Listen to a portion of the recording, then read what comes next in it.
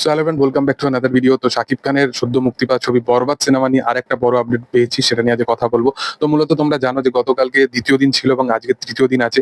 এই পুরো উইকটাই বরবাদের টেস্টটা আলাদা রকম ভাবেই থাকবে এবং এইটা নিয়ে মেকার্সরা একটা আলাদা রকম ডিসিশন নিয়ে নিয়েছে।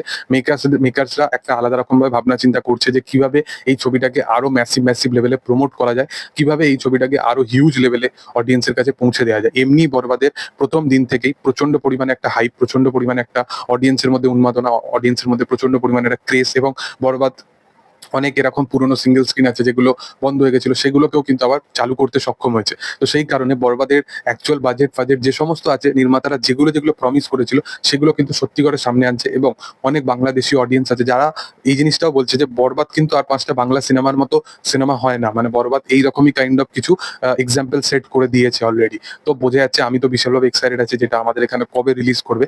এবার তাদের যে মূলত প্রমোশনাল স্ট্র্যাটেজিটা, সেটা কিন্তু এবার তারা আরো বেশি করে স্টার্ট করছে। তোমরা জানো যে বরবাদের প্রমোশনাল স্ট্র্যাটেজি প্রথম থেকে কিন্তু একটু হাটকে ছিল।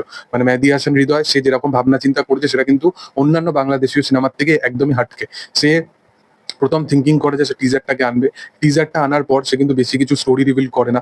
তারপর একটা গান আনে, দুটো গান আনে, তারপরে সে একদম আইটেম নাম্বারটা নিয়ে চলে আসে, আর একটা মায়াবী বলে গানটা নিয়ে আসে রিলিজের ঠিক একদিন পর। এবং এর মিডিলে কিছু কিছু পোস্টার সে ড্রপ করে যেখানে আমরা আমাদের আরো এক্সাইটমেন্টটা ফুলফিল করা। এবং এর সাথে সাথে এই সিনেমার মূলত আরেকটা যেটা বড় করে, সে ট্রেলার নিয়ে আসে না। সে কোনোভাবে স্টোরি রিভিল করতে চাইছিল না, ট্রেলার নিয়ে আসে না। সে জানে যে অডিয়েন্স অলরেডি তার সিনেমা দেখতে আসবে, তো সেই ভাবনা চিন্তাটা সে অলরেডি করে ফেলেছিল।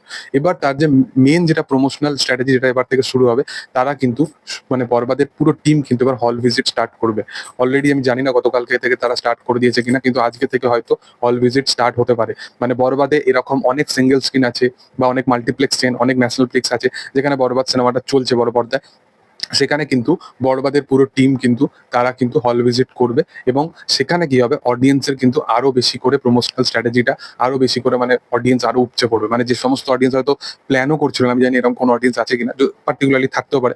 তো যে সমস্ত অডিয়েন্সরা হয়তো প্ল্যানও করছিল না, তারাও কিন্তু এবার বরবাদ সিনেমাটা দেখতে আসবেই। অলরেডি ওয়ার্ড অফ মাউথ খুব স্ট্রং ভাবে বরবাদ সিনেমাটা প্রচার হয়েছে। ও সেখানেকার যত সমস্ত রিভিউয়ার ছিল তাদেরও কিন্তু সিনেমাটা খুব পছন্দ হয়েছে। তো সেই কারণবশত এই সিনেমাটা তারা ফেস্টিভ্যালের মতো তারা এনজয় করছে। তো আমি তো বিশালভাবে এক্সাইটেড আছি কাজটা দেখার জন্য, দেখার কবে এখানে আসে। তো যাই হোক, তোমাদের কি বক্তব্য সেটা তোমরা অবশ্যই কমেন্টে আনতে পারো। ভিডিও ভালো লাগলে অবশ্যই লাইক সাবস্ক্রাইব করে দিও। Thank you all.